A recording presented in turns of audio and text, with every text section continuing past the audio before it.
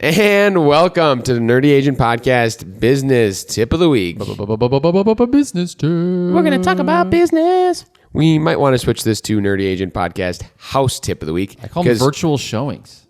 This Or is audio showings. This week, we're going to talk about the difference between different flooring types. And I was going to kick it to AJ to just start rattling them off and what the differences are. So let's start with the clip-in, laminate and vinyl.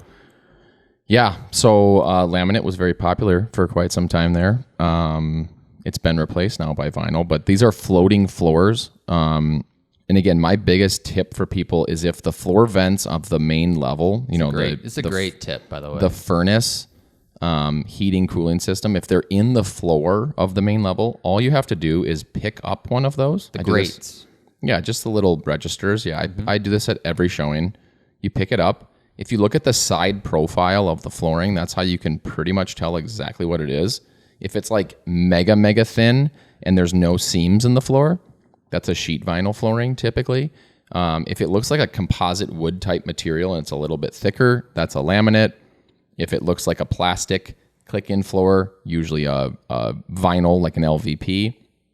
And then there's hardwood floors, engineered hardwood floors. The engineered, to know the difference, is basically plywood with a pressed veneer of actual hardwood on top. So you can tell there's two different types. Whereas like a real hardwood, like I have white oak floors in my house, they're 3/4 of an inch thick. You can see the full side profile and it's just hardwood all the way through that. So that's the easiest way to understand like a hard surface flooring. Obviously carpet is super simple to know. Tile is super simple to know. Porcelain versus ceramic versus marble, whatever. It doesn't really all matter that much. But each of these floorings have different qualities that do impact your house, right? Like a hardwood floor is stapled or nailed into the floor.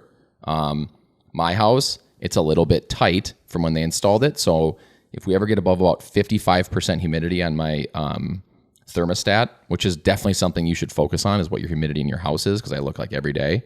If we get above 55%, I have one little buckle in the middle of my walkway to my kitchen that I can notice, because when wood swells, it gets bigger.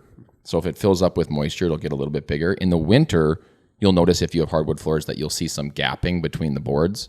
Whereas like an LVP, at least they say, can be submerged in water for months at a time. That's an EVP. Well, mine too, I think. Well, anyway, there's products out there that are more plastic, that water doesn't really impact them that much. The benefit of hardwood is you can refinish it at any time. I just like the feeling on my feet of actual hardwood floors. I'm a sucker for that. Feels like nostalgia. Yeah, exactly, right? They're the most expensive flooring you can do. But, the luxury vinyl plank flooring, if you get the right stuff and it's installed correctly, usually doesn't scratch, doesn't swell or expand or contract. It's really easy to install. You don't have to nail it down. It just floats on top of your floor. That's become a very, very popular product in the last few years. I think the one thing, like when we talk about with our newer agents, like finding something you can know about houses that helps you become credible, right? So we talk about like looking at a furnace and knowing how to talk about a furnace, looking at a water heater, those types of things, like certain small things that are easy for you to learn but help create credibility with you all the time. This flooring trick that AJ's talking about is a great one, because you literally just go pick up a register and look at it, and then you can, if you do this like 4 or 5 times, you'll see it every time, right? Just go do fake showings and look at the floors, because you'll immediately be like, oh yeah, this is white oak, natural hardwood. This is LVP. This is laminate. You can tell based on this, and you can walk your clients over if they ask like, what kind of flooring is this? You'd be like, let me show you. And you pull up the vent, and you get down on your knees and you look underneath and you can show them. You create credibility instantly. Do you have dogs? Do you have kids? This is like the first time you meet with people. Like, oh yeah, I've got a 90-pound golden retriever. Okay, well, you might want to think about the fact that these are hardwood floors versus LVP, for instance, because LVP is not going to scratch when your dog's massive claws and 90-pound body are clawing across it all the time. Engineered hardwood, and you're not going to be able to sand it. Can't refinish it, right? So things that you should be knowing and what people care about. Or if maybe they say, could I replace this with whatever? Could I match that flooring in here, with a hardwood floor? You can always tie it in and refinish them, and it kind of does look the same. But sometimes with some of these manufactured floors, you can't necessarily do that. So having a good understanding about different types of flooring is important. And not everybody's obviously as a real estate agent going to think with their contractor brain, but that's always what I kind of default to.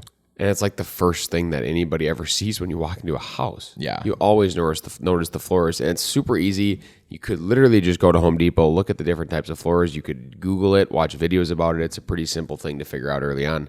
So that's all we have this week. Well, hold on, one more Oh, thing. you have something. Well, I was thinking, we talk about, what I've learned too, the more I've done this, is there's like a certain history to different areas and different time frames, right? And so if a house is built in this time frame, it tends to have this type of floor. A house is built in this time frame, it tends to have this type of floor.